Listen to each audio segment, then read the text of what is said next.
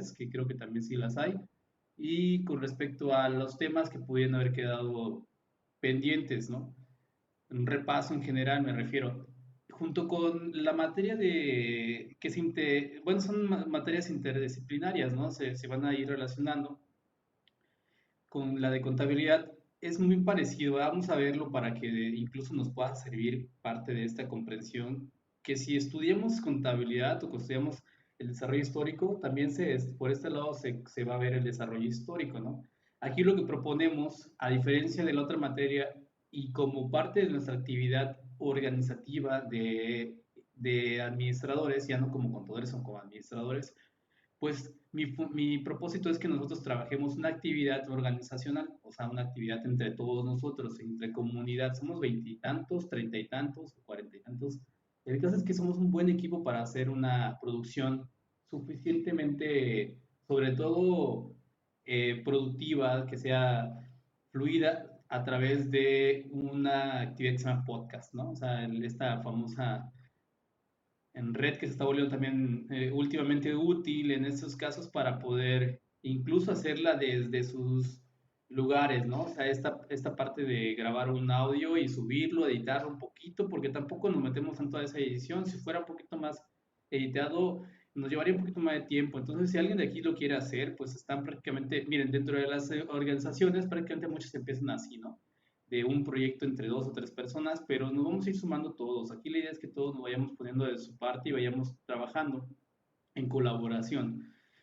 Por eso es que si existe alguien que quiera hacerse la portada, quiera hacerse la edición, quiera hacerse el intro, el outro, lo que ustedes que consideren, yo estoy prácticamente a disposición de que me ayuden, ¿no? Y todo eso tiene pues obviamente pues más que verlo como una premiación, porque no se trata de eso, al final de cuentas somos parte de un ciclo todos, ¿no? Todos trabajamos finalmente para alguien o para algo, pero más bien como una experiencia personal. Yo también lo estoy viendo a través de esto, o sea, a través de ustedes, una experiencia personal. Entonces no está de más adaptarnos a lo que tenemos que hacer. Parte de las habilidades del emprendedor, del administrador es esas, son esas. Bueno, ¿a qué voy? Con respecto a lo que estamos trabajando como podcasting, nos va a funcionar como herramienta que suma o que sume a la materia, ¿no? El caso se trata, dice aquí el contenido, que por cierto ya estamos en Spotify. No pudimos, no tuvimos mucho éxito con Google Podcasts porque se complica bastante Google para poder compartirnos nuestro RSS. Entonces, por lo pronto, Spotify es la mejor alternativa por ahora, salvo que ustedes quieran también hacerlo por Amazon Music, pero ya estamos aquí como primer episodio, ¿no? No sé si ya lo habíamos escuchado anteriormente en la clase pasada, pero necesitamos hacer hoy el segundo episodio y es que eso es donde me quedé, Heidi, Lucy, me quedé con eso de Viviana y todos los que grabamos el audio pasado, porque por ocasión yo no le di grabar, entonces al último no se grabó, por eso les pedí el audio externo y como se nos cruzaron todas esas obligaciones o pendientes, ya no le di seguimiento, esta clase lo vamos a hacer. Entonces lo que voy a pedirles ahorita para que sea, porque la intención también era que se manejara un fondo de audio, ¿no? Yo lo puse, pero tampoco se grabó. Entonces hoy va a ser ya como debería de ser. Yo les voy a pedir que por favor en lo que yo voy abriendo lo que se va a necesitar para la actividad, que me digan si las chicas que quieren, que están leyendo o que van a leer, siguen siendo ustedes o quieren cambiar, porque ya lo habíamos repartido, no anoté eso. Pero entonces, ustedes pueden decirme si quieren participar Sí, o profe, no hay problema. cambiamos. Ah, bueno, pues entonces Sí, no sé. profe, yo igual quiero. Va, entonces vamos a hacerlo así. Sí, profe.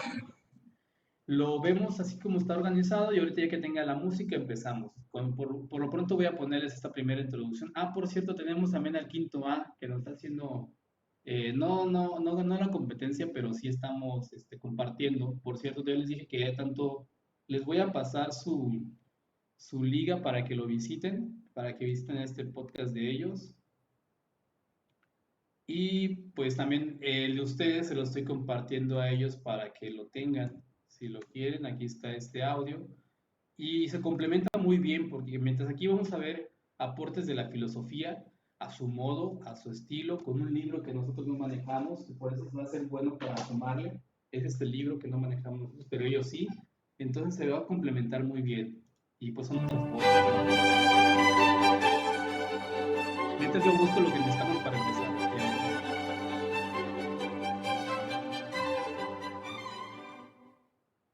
Aportaciones de la filosofía a la administración. Contemplar a la administración desde la mirada de los pensadores más destacados de la historia es otro aspecto formativo que puede resultarte enriquecedor, ya que un filósofo ve mucho más allá de la simple apariencia de las cosas y es capaz de desentrañar de los sucesos y las personas elementos esenciales que la gente común no está acostumbrada a percibir.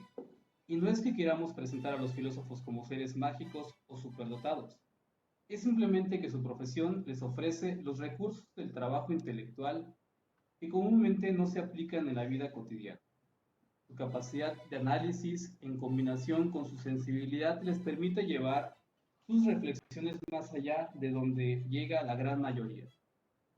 Comenzamos con nuestro primer filósofo, así pues presentaremos a continuación y de nuestra manera resumida algunas ideas de varios filósofos sobresalientes que se refirieron a la administración o que abordaron algunos aspectos relacionados con ella, a lo que de alguna manera contribuyó a enriquecerla.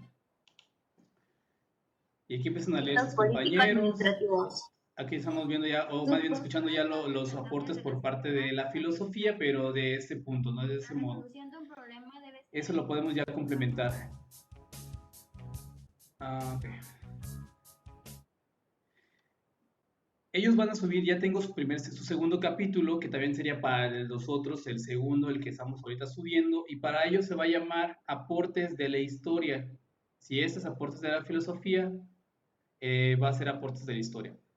A nosotros igual nos corresponde este primer capítulo como Aportes de la Filosofía. Ahí está el de nosotros. La administración es reciente. Parecido, pero de toda diferente. La historia de la humanidad se confía desde Una élite que puede transformarse en oligarquía. Ok, y ya después de aquí nos vamos a ir al segundo capítulo. Ya tengo incluso la portada para el segundo capítulo, se los voy a enseñar. Aquí está. Dentro del segundo capítulo vamos a hablar ahorita con la nueva grabación que vamos a hacer, influencias en la organización. Influencias en la organización, que es el segundo capítulo. Y lo vamos a empezar a grabar en unos minutos, en un minuto, ya nada más en un minuto. Voy a abrir la lectura.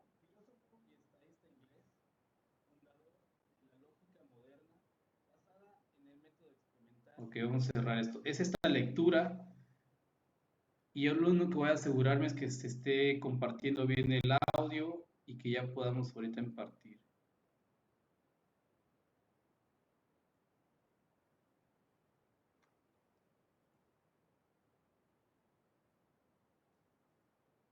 Comparto este. Entonces empezamos a partir de donde dice la iglesia, son influencias. Capítulo 2 de nuestro podcast se llama Influencias en la administración por varias organizaciones. En este caso vamos a ver la organización leída por parte de su compañera Lucía o Sofía. Yo. Triana. Y empezamos con la católica, continuamos con la militar, después nos vamos con la industrial, después continuamos con... perdón, aquí se mezclaban, ¿verdad? Aquí había unas personas que se mezclaban o no. Dentro de la industrial se compartían, creo que, la lectura. Ya saben en cuál momento van a entrar. Entonces tenemos a partir de eso, desde la iglesia hasta terminar con los liberales y los primeros pioneros y empresarios de la actualidad. Son casi como 6 personas que van a leer, 7 personas que van a leer, creo que entre todas ellas son chicas. Entonces vamos a empezar aquí, dejen nada más abrir y que todo esté bien, si nos va a dar tiempo, sí, tranquilas, vamos a hacerlo bien y todos los demás vamos leyendo, vamos siguiendo la lectura, yo voy bajando la imagen para que todos vayamos viendo la lectura y ya en este momento empezamos. Denme un minuto. Estamos con la iglesia primero, después lo militar, entonces estamos la iglesia.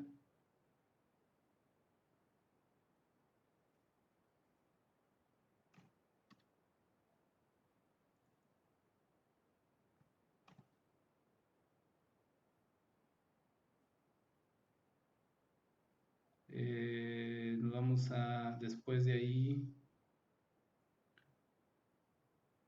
también nada más estoy ya juntando la revolución moderna, dos. Y creo que ya estamos ahora sí listos. Ahora sí vamos a empezar. Escuchamos. Esperen un tantito, ¿eh? Nada más déjame ordenar esta parte del audio.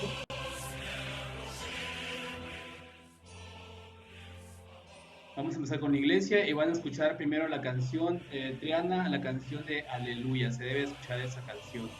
Y me deben de confirmar Bueno, que se profe, escucha. no alcanzo a ver nada. Ok, ya voy. Ahora sí, miren. De la iglesia católica empezamos y van a escuchar Triana la canción de Aleluya. Y entonces, conforme van empezando las canciones, van leyendo, ¿no? Ahí vamos a ir agarrando los fondos de las canciones. Sí, más o menos me expliqué, ¿verdad, jóvenes? Profe, ¿es lo mismo de la otra vez? Sí, es lo mismo, nada más estamos dándole aquí la segunda, el audio, sí, la segunda grabación. ¿Vamos Ah, bien? es que ya no me acuerdo qué leía yo. Ah, ok, es Valeria.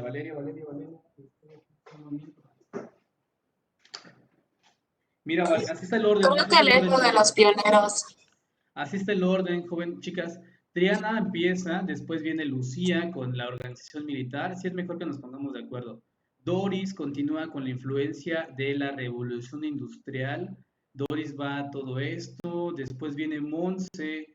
Monse ingresa a partir de 1860, Monse. Ahí empiezas a ayudarle a Doris. Y se va Monse de corrido hasta donde dice el rápido comienzo. Empieza Viviana.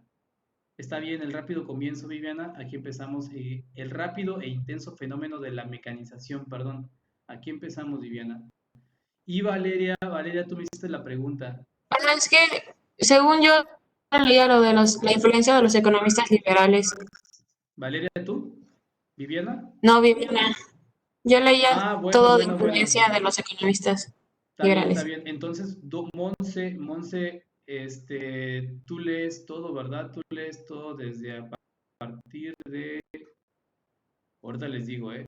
Aquí empieza. Doris empieza con la revolución industrial. Doris lee todo esta primera hoja, termina incluso hasta donde son las características. Sí, me acuerdo. Entonces, a partir de las características, Monse, Doris, ahí terminas. Y empieza las características o empieza esta parte de aquí, Monse. Empieza a leer todo esto, Monse. Termina No, según yo, Monse leía el párrafo No, primero. yo leía de 1860 hasta donde termina siglo XX. Me aventaba 2 hojas. Perdón, ahí está. Ah, donde dice a Ustedes, partir de 1860. ok, perfecto, me parece bien, ustedes ya saben. Y Viviana, entonces ahora sí, Viviana, dijimos que tú lees economistas liberales, te lees todos economistas liberales, primeros pioneros y empresarios lee Valeria. Y termina Heidi, ¿verdad? Heidi y Valeria terminan esas dos partes. Sí, profe. Después Profe, de ¿eso está 1800. en Mande. la página? Sí, está en la página tanto de Es que no la encuentro. se llama la página, más bien, se llama el documento, ahorita les digo cómo se llama. Antecedentes históricos estaba, a ver, permítame un segundo.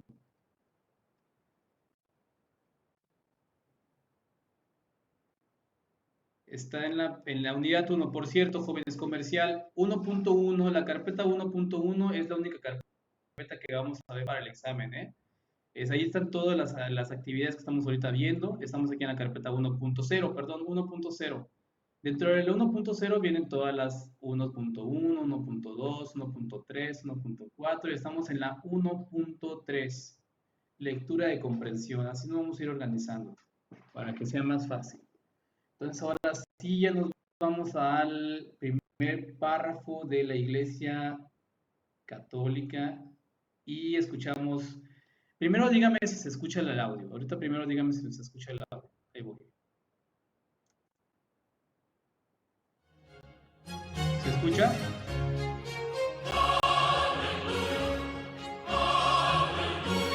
¿Sí se escucha el audio? Profe. Bueno, Sí. entonces voy a volver a comenzar y comenzamos con Triana. Todos los demás micrófonos en silencio, incluyéndome yo.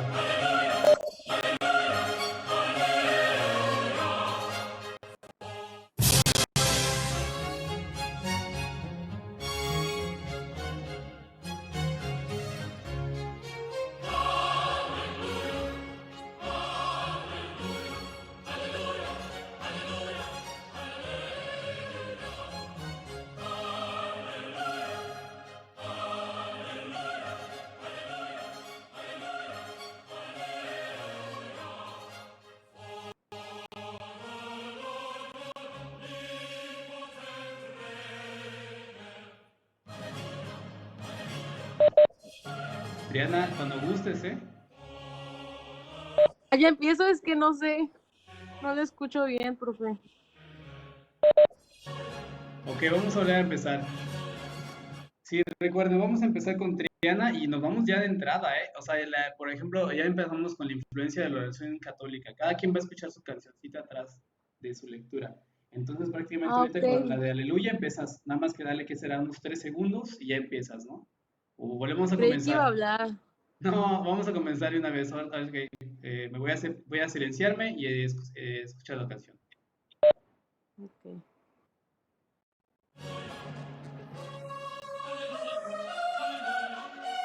Influencia de la organización de la Iglesia Católica. A través de los siglos, las normas administrativas y los principios de la organización pública se fueron transfiriendo a las instituciones estatales, como en el caso de Atenas y Roma, etc. A las instituciones de la Iglesia Católica y de la organización militar, esta transferencia fue lenta porque no siempre había unidad de propósitos y de objetivos, principios fundamentales en las organizaciones eclesiásticas y militar, en la acción política desarrollada en los estados, orientada por los objetivos contradictorios de cada partido, dirigente o clase social. Influencia de la organización militar. La organización militar también influyó en el desarrollo de las teorías de la administración. Hace 2500 años, Sun Tzu, general y filósofo chino muy reconocido en la actualidad, escribió un libro sobre el arte de la guerra, en el que trata de la preparación de los planes, de la guerra efectiva, de la espada envainada, de las maniobras, de la variación de tácticas, del ejército en marcha, del terreno, de las fortalezas y debilidades del enemigo y de la organización del ejército. Las lecciones de Sun Tzu ganaron a versiones contemporáneas de muchos autores y consultores. La organización lineal tiene sus orígenes en la organización militar de los ejércitos de la antigüedad y de la época medieval. El principio de unidad de mando, según el cual cada subordinado puede tener un superior, es el núcleo de las organizaciones militares. La escala jerárquica, niveles jerárquicos de modo, con grado de autoridad y de responsabilidad, es un elemento típico de la organización militar, utilizado en otras organizaciones. Con el paso del tiempo, a medida que aumentaba el volumen de operaciones militares, crecía también la necesidad de delegar autoridad en los niveles más bajos de la organización militar. Todavía en la época de Napoleón, de 1769 a 1821, cada general que dirige su ejército cuida la totalidad del campo de batalla. Con las guerras de mayor alcance, incluso en el ámbito continental, el comando de las operaciones exigió nuevos principios de organización, planeación y control centralizados, paralelos a las operaciones descentralizadas. Es decir, se pasó a la centralización del mando y a la descentralización de la ejecución. Otra contribución de la organización militar es el principio de dirección, según el cual todo soldado debe conocer perfectamente lo que se espera de él y lo que debe hacer. Ni siquiera Napoleón Bonaparte, el general más autócrata de la historia militar, dio alguna orden sin explicar su objetivo y verificar que se había comprendido correctamente, pues estaba convencido que la obediencia ciega lleva a una ejecución inteligente. El general, de acuerdo con Clausewitz, de 1780 a 1831, es considerado el padre del pensamiento estratégico. A comienzos del siglo XIX, escribió un tratado sobre la guerra y sus principios y cómo administrar los ejércitos en periodos de batalla. Definió la guerra como una continuación de la política por otros medios. La guerra siempre ha sido un juego, aunque cruel y destructora, un pecado. La guerra siempre constituyó una institución normal de la sociedad humana y un instrumento racional de política. Clausewitz consideraba que la disciplina era un requisito básico para una buena organización. Para él, toda organización requiere una planeación cuidadosa en la que las decisiones deben ser científicas y no subjetivas. El administrador debe aceptar la incertidumbre y planear la manera para minimizar sus efectos. Influencia de la Revolución Industrial. Con la invención de la máquina a vapor por James Watt, 1736 a 1819, y su posterior aplicación a la producción, surgió una nueva concepción del trabajo que modificó por completo la estructura social y comercial de la época, y originó rápidos y profundos cambios económicos, políticos y sociales en el lapso de un siglo, muchos mayores que los ocurridos en el milenio anterior. la llamada Revolución Industrial que inició en Inglaterra, puede dividirse en dos épocas distintas, de 1780 a 1888. 80. Primera Revolución Industrial o Revolución del Carbón y del Hierro, de 1860 a 1914. Segunda Revolución Industrial o Revolución del Acero y de la Electricidad. La Revolución Industrial surgió como una bola de nieve cuya aceleración creciente adquirió su máximo ímpetu a partir del siglo XIX. La primera revolución industrial pasó por 4 fases distintas. Primera fase: mecanización de la industria y de la agricultura. A finales del siglo XVIII, la aparición de la máquina de hilar, inventada por el inglés Hargreaves en 1767, del telar hidráulico, inventada por Arkwright en 1979, del telar mecánico, inventada por Cartwright en 1785, y de la máquina desmontadora de algodón, inventada por Whitney en 1792. Sustituyeron el trabajo del hombre y su fuerza muscular, el trabajo del animal, incluso de la rueda hidráulica. Aunque eran máquinas grandes y pesadas, tenían una increíble superioridad sobre los procesos manuales de producción de la época. La desmontadora de algodón procesaba 1000 libras de algodón, mientras un esclavo procesaba solo 5 en el mismo tiempo. Segunda fase: aplicación de la fuerza motriz a la industria. La fuerza elástica del vapor, descubierta por Denis Papin en el siglo XVII, quedó sin aplicaciones hasta 1776, cuando Watt inventó la máquina de vapor. Con la aplicación del vapor a las máquinas, se iniciaron las grandes transformaciones en los talleres, que se convirtieron en fábricas, en los transportes, en las comunicaciones y en la agricultura. Tercera fase: desarrollo del sistema fabril. El artesano y su pequeño taller desaparecieron para dar lugar al operario, a las pequeñas y grandes fábricas basadas en la división del trabajo. Surgieron nuevas industrias en detrimento de la actividad rural. La migración de sus masas humanas de las áreas agrícolas hacia las proximidades de las fábricas provocó la urbanización. Cuarta fase: una espectacular aceleración de los transportes y de la comunicación. La navegación con su vapor surgió con Robert Fulton, 1807, y logró después que las ruedas propulsoras se sustituyeran con hélices. La locomotora a vapor fue perfeccionada por Stephenson. La primera vía férrea se construyó en Inglaterra en 1825, después en Estados Unidos 1829 y en Japón 1832. Este nuevo medio de transporte se popularizó de manera vertiginosa. Enseguida aparecieron otros medios de comunicación con rapidez sorprendente. Morse inventó el telégrafo eléctrico, 1835. Surgió el sello postal en Inglaterra, 1840. Graham Bell inventó el teléfono, 1876. Esos fueron los primeros síntomas del enorme desarrollo económico, social, tecnológico e industrial de los profundos cambios y transformaciones que ocurrirían con una velocidad mayor. A partir de 1860, la Revolución Industrial entró en su segunda fase, la Segunda Revolución Industrial, provocada por 3 acontecimientos importantes: aparición del proceso de la fabricación del acero en 1856, el perfeccionamiento del dínamo en 1873 y la invención del motor de combustión interna por Daimler en 1873. Las características de la segunda revolución industrial son: 1. Sustitución del hierro por el acero como material industrial básico. 2. Sustitución del vapor por la electricidad y por los derivados del petróleo como principales fuentes de energía. 3. Desarrollo de las máquinas automáticas y especialización del trabajador. 4. Creciente dominio de la industria por la ciencia. 5. Transformaciones radicales en los transportes y en las comunicaciones.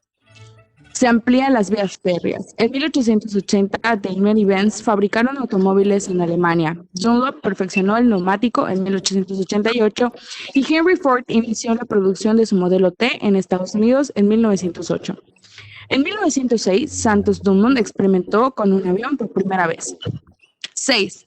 Desarrollo de nuevas formas de organizaciones capitalistas. Las empresas de socios solidarios, formas típicas de organización comercial, cuyo capital proviene de las utilidades obtenidas, capitalismo industrial, que se toman por parte activa en la dirección de los negocios, dieron lugar al llamado capitalismo financiero, que tiene 4 características principales. A. El dominio de la industria por las inversiones bancarias e instituciones financieras y de crédito, como es el caso de la Fundación United States Steel Corporation en 1901 por la J.P. Morgan & Co. B.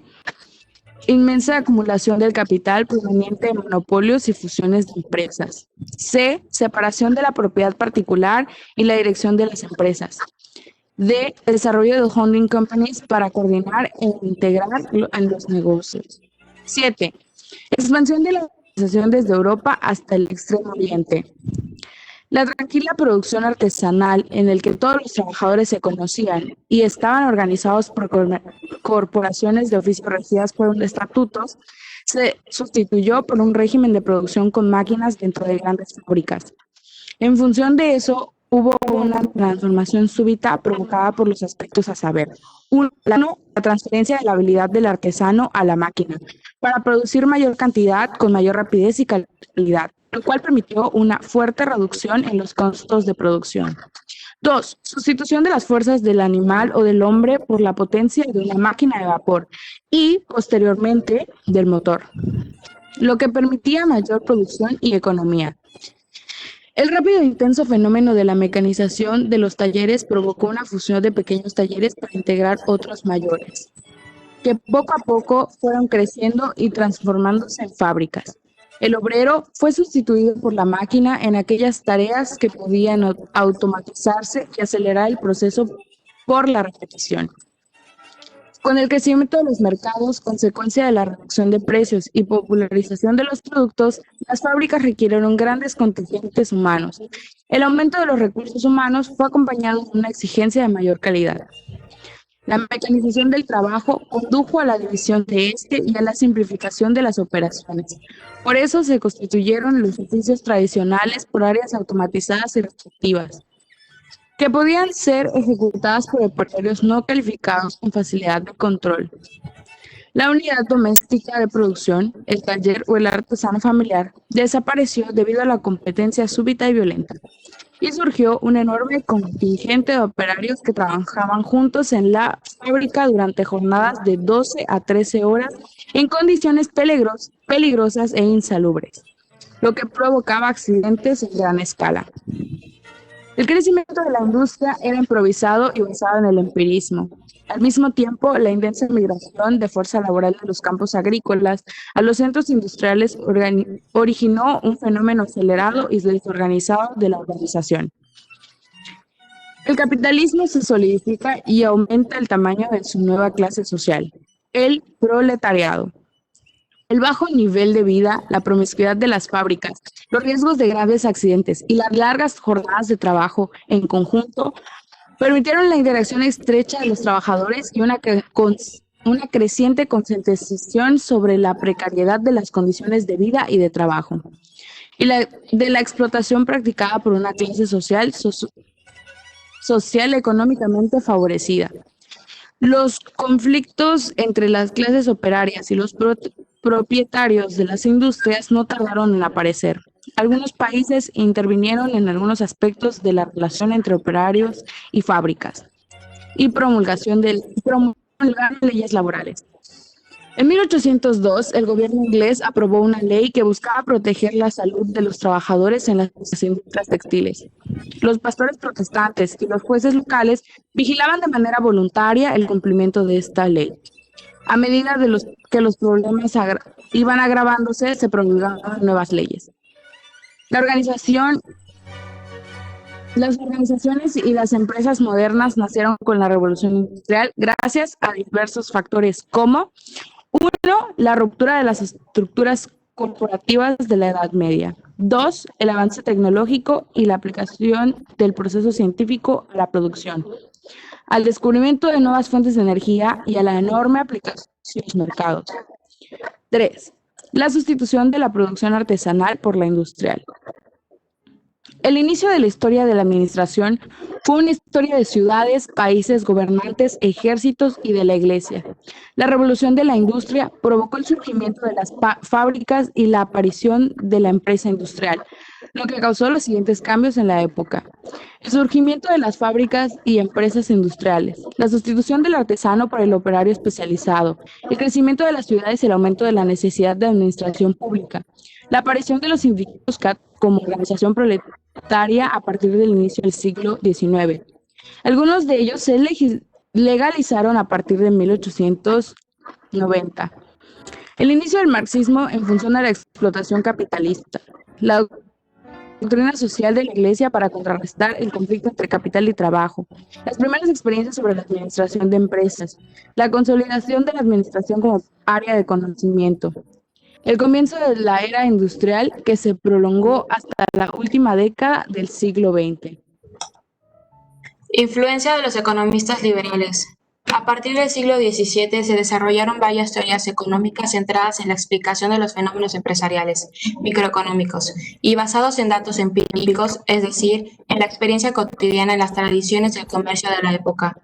A finales del siglo XVIII, los economistas clásicos liberales obtuvieron la aceptación de sus teorías. Esta reacción hacia el liberalismo culmina en la Revolución Francesa. Las ideas liberales provienen del derecho natural. El orden natural es el más perfecto. Los bienes naturales, sociales y económicos son eternos. Los derechos económicos humanos son inalienables y existe una armonía preestablecida en toda colectividad en individuos. Según el liberalismo, la vida económica debe separarse de la influencia estatal, pues el trabajo sigue los principios económicos y la mano de obra está sujeta a las leyes económicas que rigen el mercado de materias primas o el comercio internacional. Los operarios, sin embargo, están a merced de los patrones, que son los dueños de los medios de producción. La libre competencia es el postulado principal del liberalismo económico. Las ideas básicas de los economistas clásicos liberales constituyen los gérmenes iniciales del pensamiento administrativo de nuestros días. Adam Smith, 1623-1790, es el fundador de la economía clásica, cuya idea central es la competencia.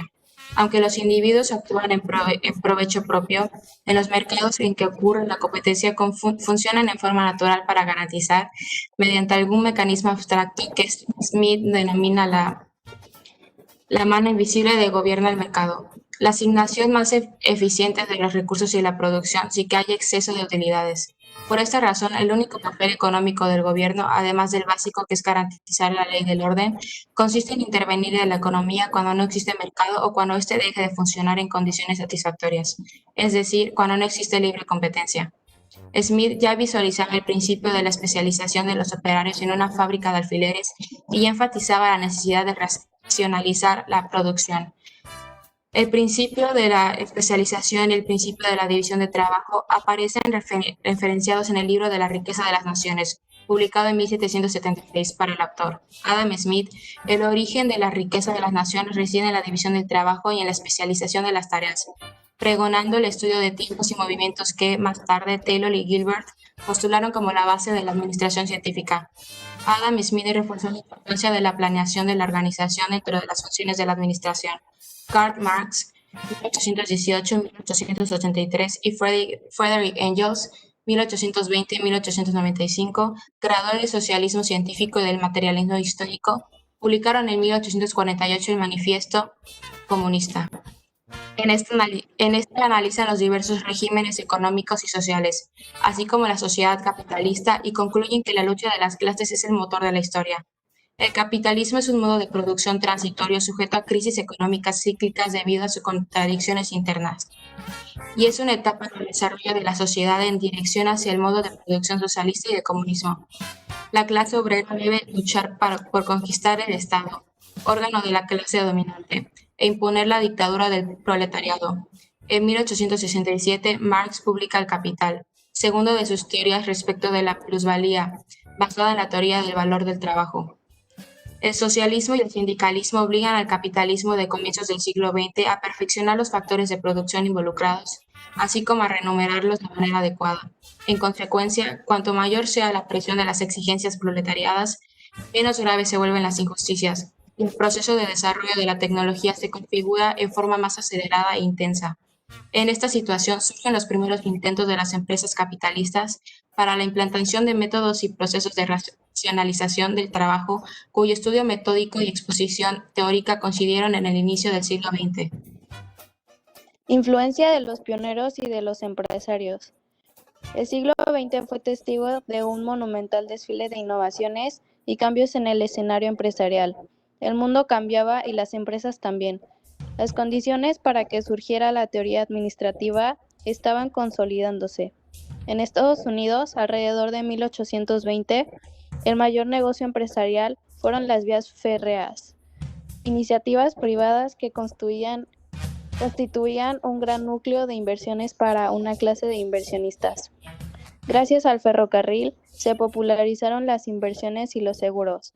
El ferrocarril permitió la colonización del territorio y provocó la urbanización rápida, que creó nuevas necesidades de vivienda, alimentación, vestido, alumbrado y calefacción, y esto se tradujo en un crecimiento acelerado de las empresas enfocadas hacia el consumo directo. En 1871, Inglaterra era la mayor potencia económica mundial. En 1865, John D. Rockefeller, 1839 a 1937, fundó Standard Oil. En 1890, Carnegie fundó el Consorcio del Acero, que sobrepasó rápidamente la producción de Inglaterra. Swift y Armour formaron el Consorcio de las Conservas. Guggenheim inician el Consorcio del Cobre y Mello, el del aluminio. A partir de ahí comenzó la integración vertical de las empresas. Los creadores de imperios, Empire Builders, compraron e integraron competidores, proveedores y distribuidores para garantizar sus intereses. Junto con las empresas, en las plantas físicas llegaron también los antiguos dueños y los respectivos empleados. Así surgieron los primeros emporios industriales, conjuntos de empresas demasiado grandes que no podían ser dirigidos por los pequeños grupos familiares. Entonces aparecieron los gerentes profesionales, los primeros organizadores que se encargaban más de las fábricas que las ventas o de las compras. Las empresas compraban materias primas, fabricaban y vendían productos a través agentes comisionados, mayoristas o intermediarios. Hasta esa época, para los empresarios era mejor aumentar la producción que organizar una red de distribución y ventas. En la década de 1889, Westinghouse y General Electric dominaban el ramo de bienes durables y crearon sus propias organizaciones de ventas, con vendedores capacitados. Así nació lo que se denomina marketing en la actualidad. Ambas empresas asumieron la organización funcional, adoptada por la mayoría de las empresas estadounidenses, cuya composición es 1. Un departamento de producción para atender la manufactura de fábricas aisladas. 2. Un departamento de ventas para administrar un sistema nacional de oficinas distritales de vendedores. 3. Un departamento técnico de ingeniería para diseñar y desarrollar productos. Y 4. Un departamento financiero.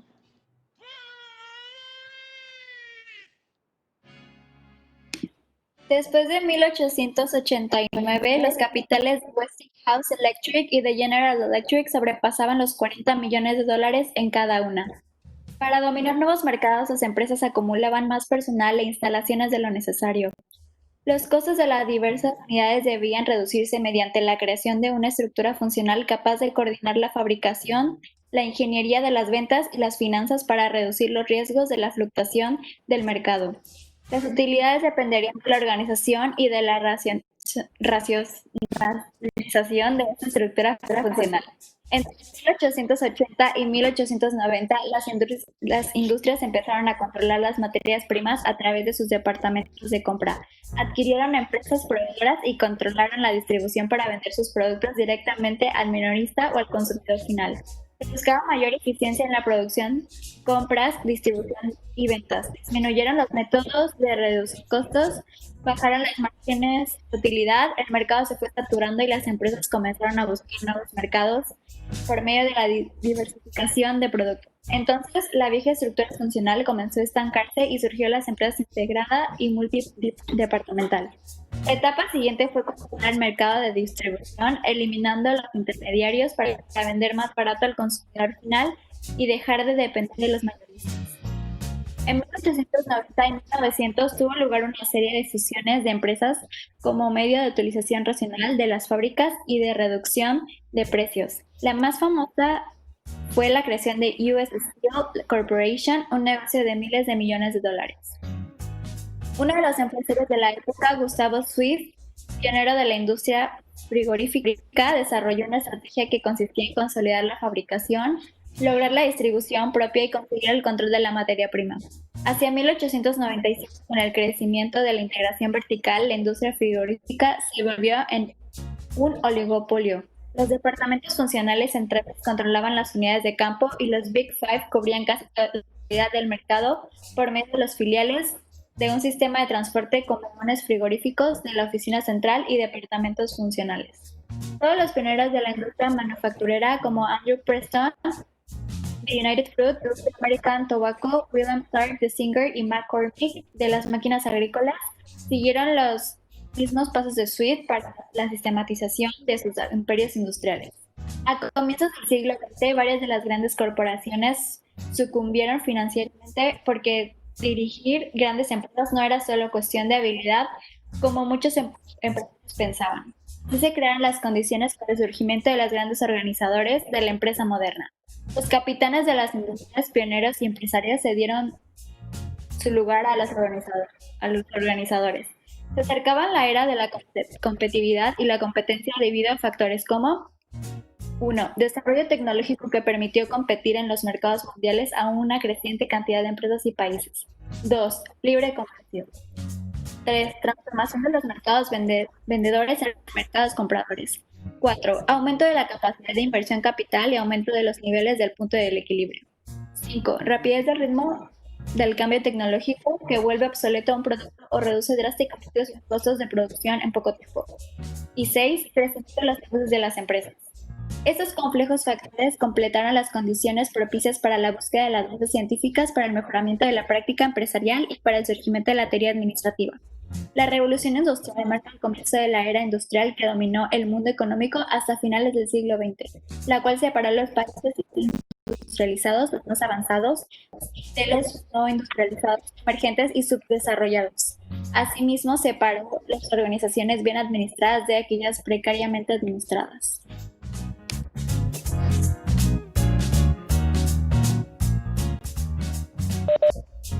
Muy bien, chicos, muchas gracias por su participación, quedó muy bien. Ahora sí ya se puede editar un poquito y ya mandarlo mañana al Spotify para tenerlo ya como segundo episodio. Por lo tanto, ya ahorita ya estamos a punto de terminar, creo que ya terminó la clase. Nos estamos viendo mañana para estrenar este episodio lo estrenamos mañana.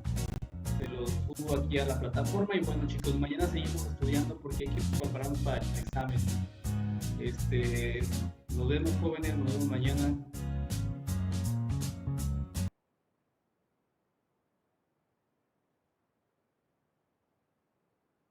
Nos vemos, chicos, adiós. Bye, prof. Adiós. Profe. A ustedes, jóvenes, adiós.